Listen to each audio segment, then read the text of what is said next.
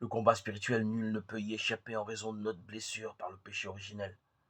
Il nous faut donc l'affronter de face et ne pas se voiler les yeux.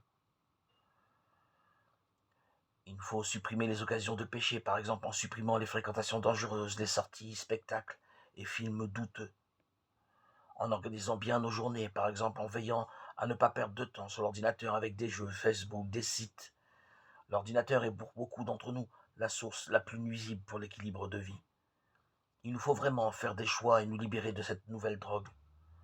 Attention aussi à la dépendance vis-à-vis des portables, des iPods, rien de tel pour détruire de vraies communications et n'établir que des relations superficielles. En combattant bien sûr tels défauts tels que l'orgueil, l'avarice, l'impureté, l'envie, la gourmandise, la colère, la paresse. Notre combat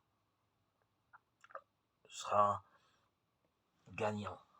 Enfin, en nous appliquant à acquérir telles vertus, par exemple la prudence, la justice, la force, la tempérance.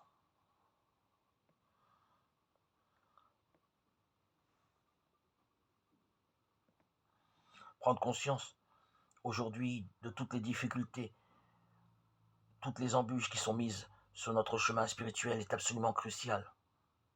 Face au délabrement de la pensée et à l'affaissement inouï de la culture de masse, il est urgent de réagir, ce qui signifie concrètement que notre règle de vie doit inclure le souci de structure et nourrir notre vie spirituelle et notre vie intellectuelle en général.